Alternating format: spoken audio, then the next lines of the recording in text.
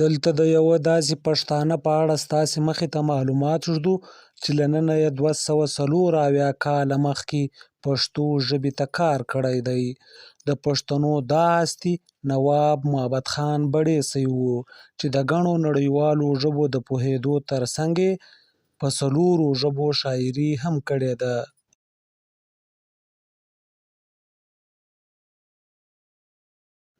نواب معبد خان بړیڅی د شهید حافظ الملک حافظ رحمت خان بړیڅي چې په 1924 کال کې مړ شوی دی زوی و. دی د خپل پلار د مړینې پر وخت 24 کلن زلمی و.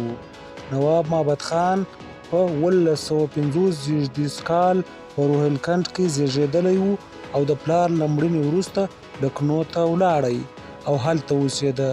دی یو زړور، غیرتي او په پښتو او پښتونواله ټینګ پښتون و. نوموړي په پښتو، پارسي، اردو، هندي، عربي او سنسکرت ژبو پوهېده او په پښتو، پارسي، اردو، هندي او عربي ژبو کې یې شاعري هم کړې ده. نواب صاحب د ریاض المحبت د پښتو قاموس په لیکلو سره د پښتو ادب ژبدود یا ګرامر او وییښود یا لغت ښودنې بنسټ کېښود. نواب صاحب د پښتو ژبې ښه شاعر و.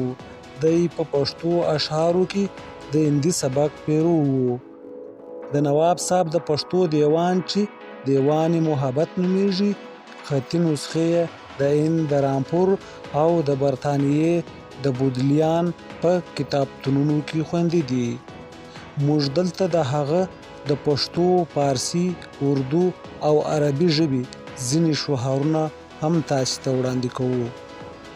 الهی آه او ناله د محبت را، اور د مینې پر کاله د محبت را، لکه ګل په غم د عشق مې ځیګر خون که، داغ په زړه لکه لاله د محبت را، تشنه لب د می د مینې هر نفس یم، په کرم یوه پیاله د محبت را.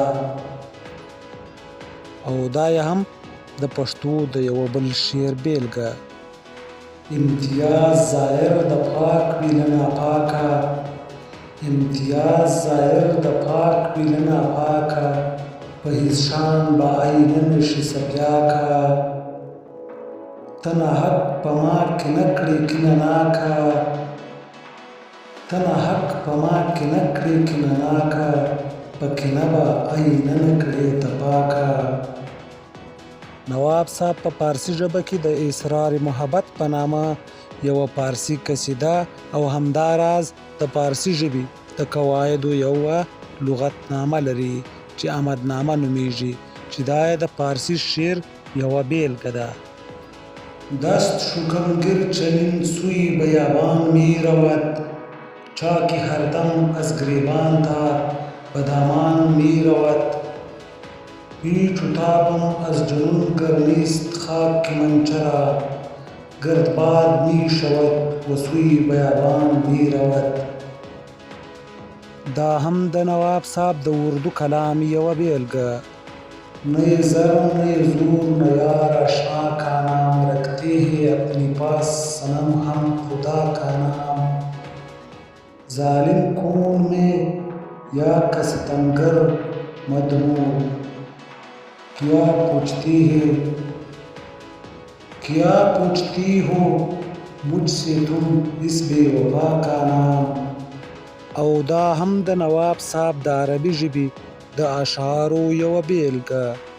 ازالم یبی فی الاسلام انار، جرما مکلتی دمکا انار، فکلت لاتب من یزردین، فجال صوت سلطان الجهاندار. نواب معبد خان بړیڅی په 1829 کال کې د 50 کلونو په عمر د هند اتر پردیش په پلازمینه لکنهو کې مړ شو او وزیر باغ ته نږدې په کشورګنج هدیره کې خاورو ته وسپارلی شو. اروا دې ښاده وي.